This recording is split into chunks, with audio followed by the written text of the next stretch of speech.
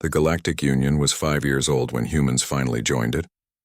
Many alien species saw humans as strange creatures, too emotional, too unpredictable, and sometimes too lazy. Among those who doubted them was Sarara, a tall alien warrior from the proud Threxian race. Threxians lived by discipline. Their bodies were covered with light scales, their eyes bright like glowing crystals, and their minds trained for battle and order. They believed that every mission required perfect planning and hard work. Anything less was shameful. So when Sarara was assigned to work with a human soldier named Sergeant Daniel Cross, she was not pleased. Daniel had a reputation among his unit. He was smart, brave, and loyal, but also lazy in strange ways. He liked to take naps during briefings, skipped long drills, and always found shortcuts during missions. He believed in what he called efficient energy use. His team joked that he could win a war without getting off his chair. When Sarara met him at Epsilon Point Base, she crossed her arms and frowned. "Are you truly a soldier?" she asked in her rough voice. Daniel smiled. "Last time I checked, yeah." She looked him up and down. "Humans rely on luck, not effort. I do not trust lazy warriors." Daniel laughed softly. "Maybe you'll change your mind." Their first mission together came sooner than expected. A long-lost communications outpost on the toxic planet Vorex 9 had started sending strange signals. The Union wanted someone to check it out. Most thought it was an old system glitch, but Command sent Sarara and Daniel anyway. Sarara packed everything carefully, armor polished, weapons charged, air filters checked twice. Daniel, on the other hand, tossed his gear into a bag, chewing on a protein bar. "You are not taking this seriously," Sarara growled. "Trust me," Daniel said. "I'm saving energy for when it matters." Their ship, Pathfinder 7, landed on the dead surface of Vorex 9. The air outside was thick with green fog, and lightning danced across the dark sky. The old outpost stood in the distance, half buried, its walls covered in alien vines. Inside, the halls were quiet and cold. Lights flickered weakly, and the sound of broken machinery echoed around them. Sarara moved first, spear ready, every step careful. Daniel followed, scanning with his wrist device. After half an hour of searching, they reached the control room.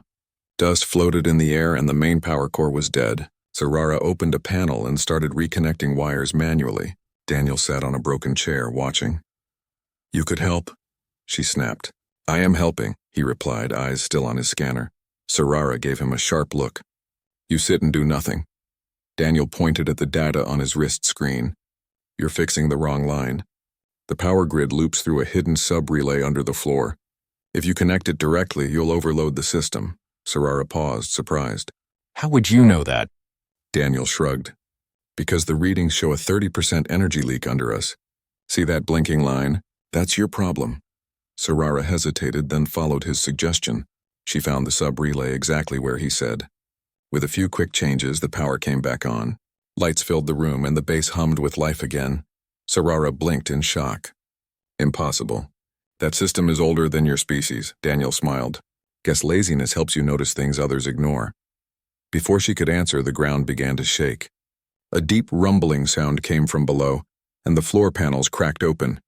A faint red glow rose from the depths. "What is that?" Sarara shouted. Daniel scanned quickly. "Something's waking up." Energy source, massive. Not part of Union tech. A blinding flash filled the room. From the broken floor, a huge metal figure rose, a mechanical guardian shaped like a giant with 6 glowing eyes. Its body was covered in strange symbols and its arms ended in plasma cannons. Sarara jumped into battle stance. "Enemy detected." Daniel backed away. "Hold up. Maybe it's not hostile." The machine turned its eyes toward them and released a deep sound like a horn.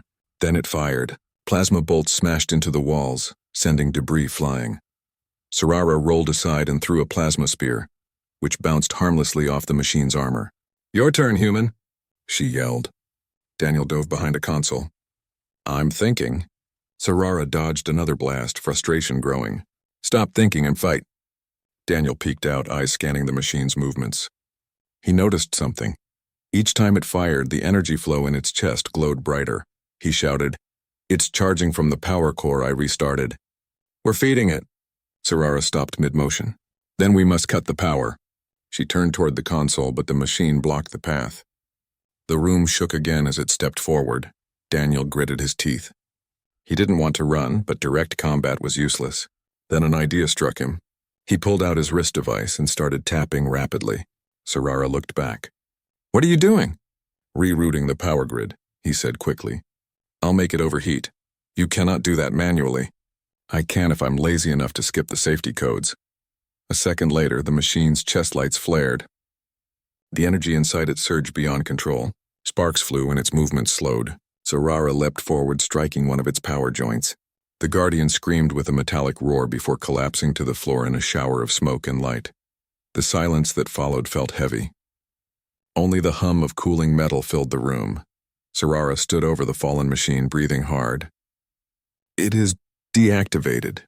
Daniel leaned against the wall, wiping dust from his face. "See? Easy." She stared at him. "You risked both our lives with that reckless plan." He grinned. "Yeah, but it worked, didn't it?" Sarara looked at the broken Guardian, then back at Daniel. Part of her wanted to be angry, but another part of her couldn't deny the result. "You are strange, human," she said finally. "Lazy yet effective." "Best combination in the galaxy," Daniel replied with a wink. She rolled her eyes. "Luck will not save you forever." "It's not luck," he said. "It's logic with style." As they prepared to leave, Daniel noticed something glowing inside the fallen machine's core. He knelt and carefully pulled out a small metallic cube covered in ancient symbols. When he touched it, a faint hologram projected star maps and coordinates.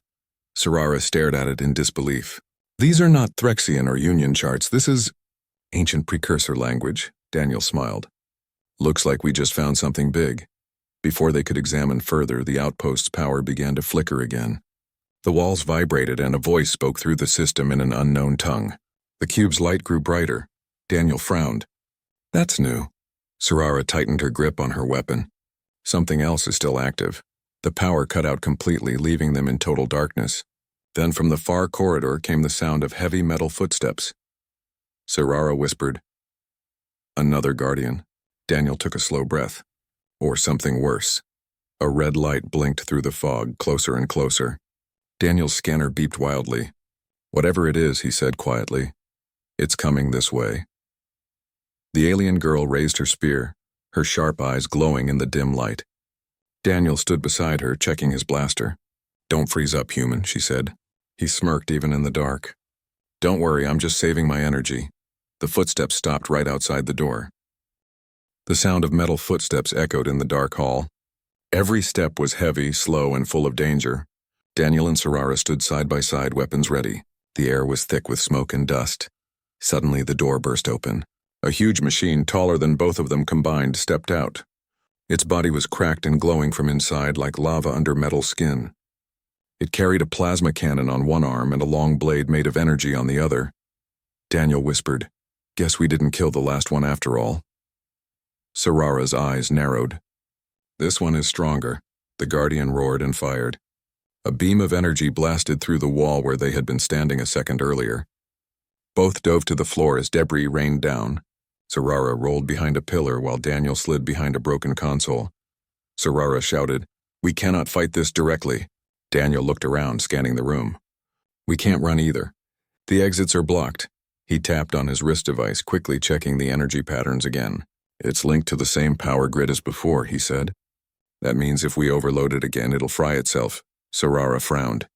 "We almost died doing that last time." Daniel grinned. "Yeah, but it worked." The Guardian stomped forward, crushing the floor beneath it. Sarara threw her spear, hitting one of its glowing joints. Sparks flew, but the machine barely slowed down. It turned toward her, charging a new shot.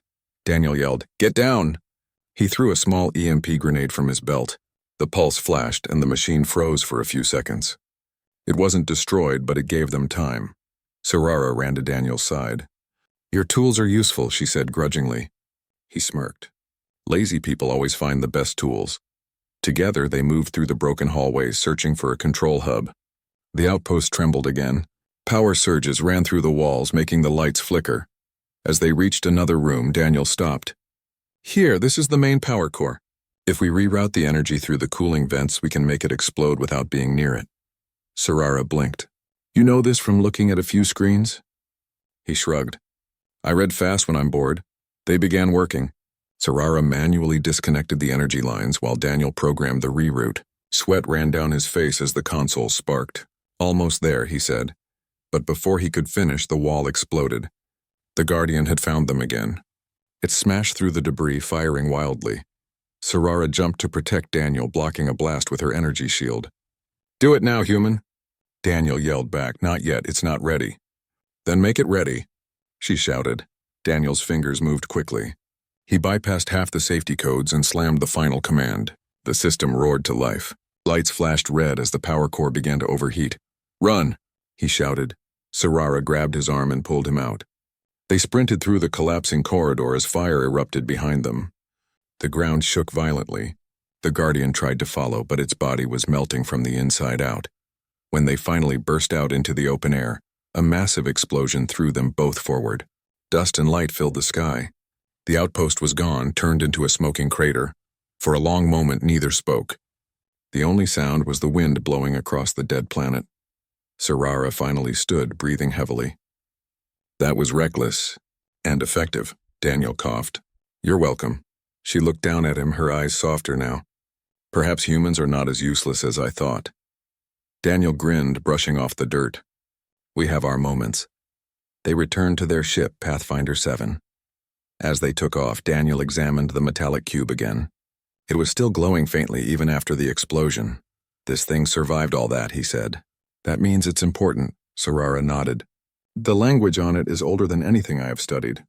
My people believe the precursors vanished millions of years ago." Daniel tilted his head.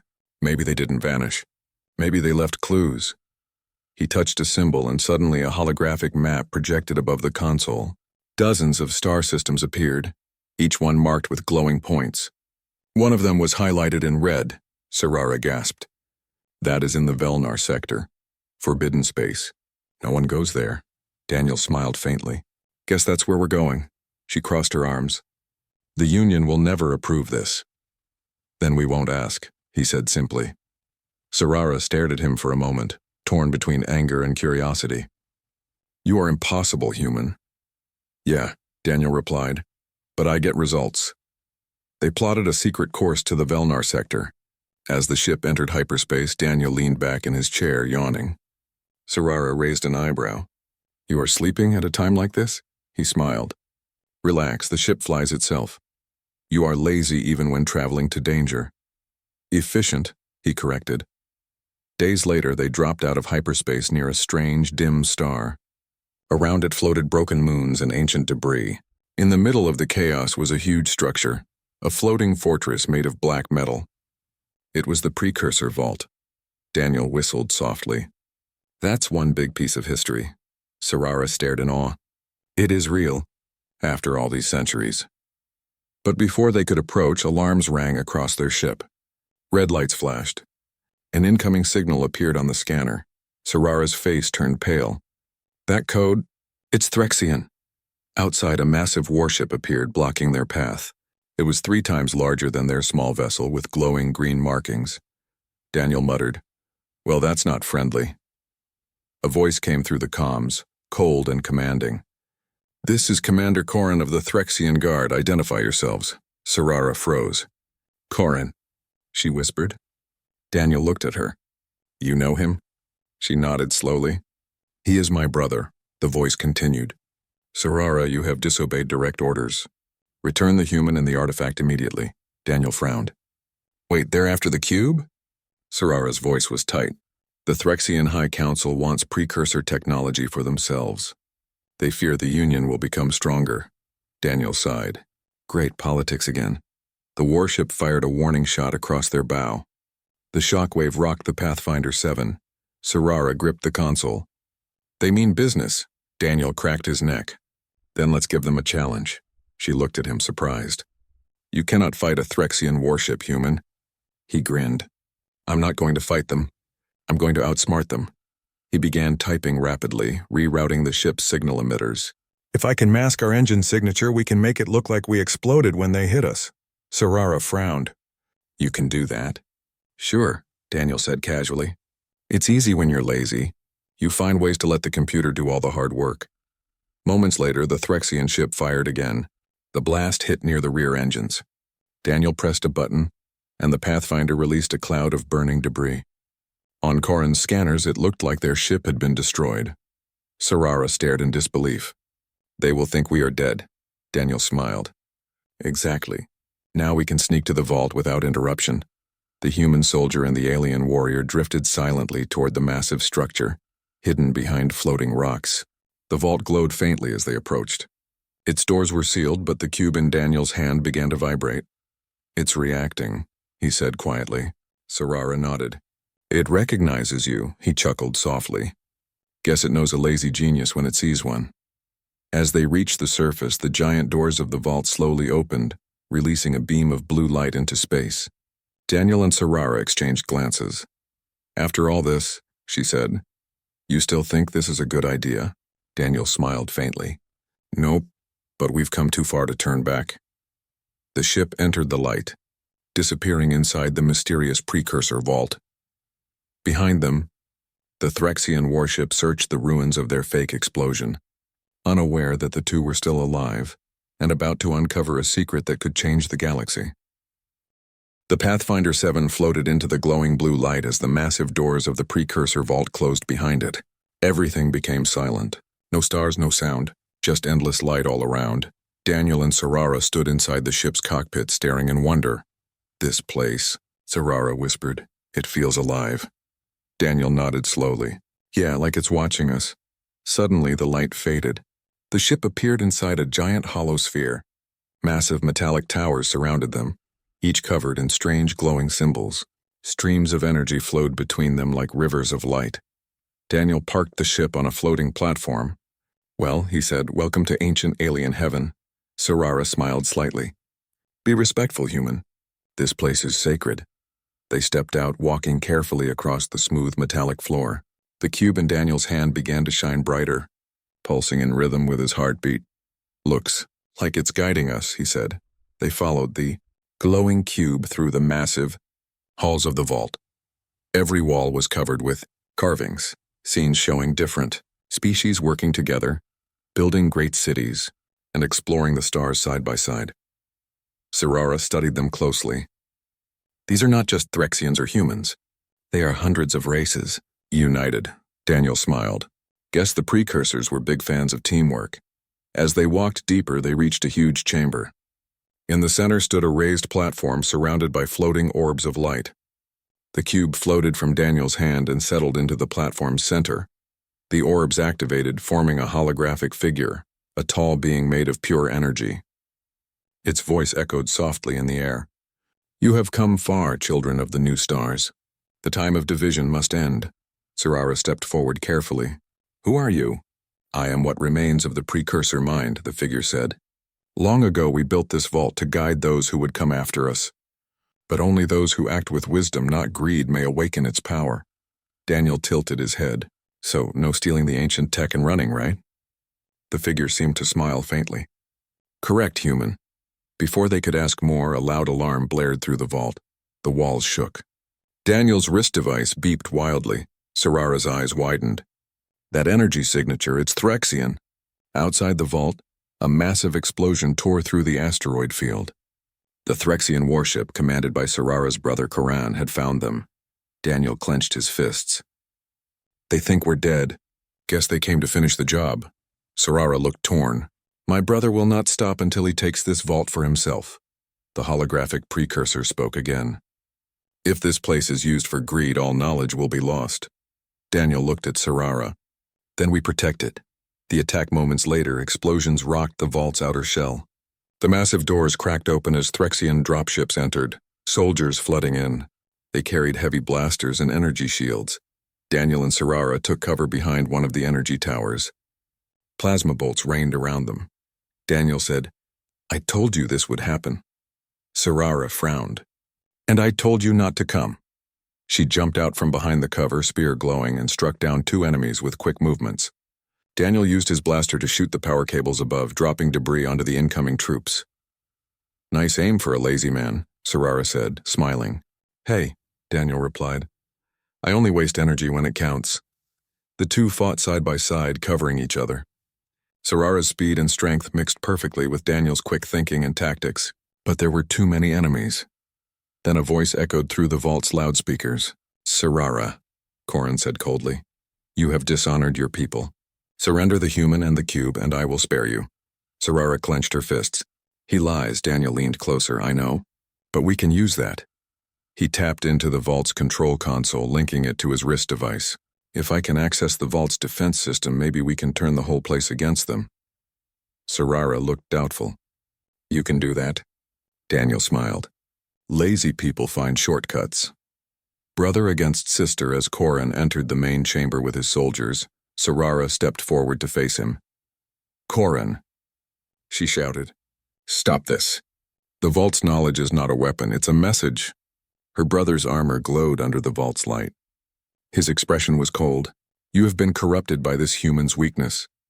Daniel, working quietly behind a console, muttered, Always the human's fault. Corin pointed his plasma blade at Sarara. You are no sister of mine. Before he could strike, Daniel's voice echoed through the chamber. Hey, big guy. Ever wonder what happens when you overload an ancient defense system? Corin turned sharply. What? The floor lit up with energy lines. Massive shields rose around Daniel and Sarara, while ceiling cannons powered up. The vault's defense systems activated automatically. Dozens of blue energy orbs shot down from above, disabling Corin's troops one by one. Their weapons overloaded, exploding in bright flashes. Sarara looked around, amazed. You did it. Daniel grinned. Told you I was saving my energy, but Corin wasn't finished. He charged forward, striking the shield with his plasma blade. Sparks flew. You cannot stop me, human. Daniel looked at the precursor console, thinking fast. Maybe not, but I can make you stop yourself. He hit one last command. The vault's floor under Corin began to shift. A massive energy field surrounded him, trapping him in midair. The precursor's voice spoke again. Greed brings only isolation. With a final flash, Corin's armor froze. He hung suspended inside a crystal-like prison of light. Sarara stared silently. He is alive. But frozen. Daniel nodded. Maybe he'll have time to think. The truth of the vault as silence returned. The precursor hologram appeared once more. You have chosen well. This vault holds not weapons, but knowledge. Records of civilizations that learn to unite instead of destroy. Daniel stepped forward. Then we can share it with everyone. The Union, the Threxians, all of them. If you do, the figure said, remember this. Power means nothing without trust. The light began to fade. The cube floated back to Daniel's hand, glowing softly. Sarara smiled faintly. It has chosen you, human. Daniel shook his head. It chose us. Outside, the vault started to close again, sealing its secrets once more, but not before sending a copy of the knowledge into Daniel's ship. They hurried back to the Pathfinder 7. As they lifted off, the vault's massive doors shut behind them, disappearing into the darkness of space. The return when they returned to the Galactic Union base weeks later, rumors spread quickly about the human soldier and the Threxian warrior who had found the legendary vault and returned alive. Union officers questioned them for hours, but Daniel told them everything, the maps, the knowledge, and the message of unity. Many were surprised. Some doubted. But when Sarara spoke, her words carried the truth. The human you call lazy, she said, saved not only me but a lesson from the stars themselves. Sometimes wisdom is not in endless work, but in the courage to act when it matters. Daniel smiled quietly beside her. Told you. Work smart, not hard. The Galactic Union decided to share the vault's message with all species. For the first time in history, the Threxians and humans began joint research programs. Sarara was promoted to ambassador, and Daniel, well, he was given a medal and 2 weeks of vacation, which he spent sleeping. Epilogue. Don't be lazy. One evening, as the sun set over Epsilon Point Base, Daniel sat on the roof of a hangar watching the stars. Sarara joined him, her armor shining under the fading light. You humans, she said softly, are strange. You do not follow rules, yet somehow you always win. Daniel chuckled. Guess that's what makes us human. She smiled slightly. Perhaps. But next time, try not to nap during a mission. He laughed. No promises. They watched the stars in silence. Somewhere out there, the vault still floated among the ruins of forgotten worlds. A reminder that even the smallest species could hold the greatest courage. Sarara finally spoke again. Daniel, there is one thing I must say. He turned to her. What's that? She smirked, repeating his own words back at him. Don't be lazy, just do it, human, Daniel grinned. You've been spending too much time with me. Together they laughed, an alien and a human united by trust, courage, and the strange power of doing things the human way.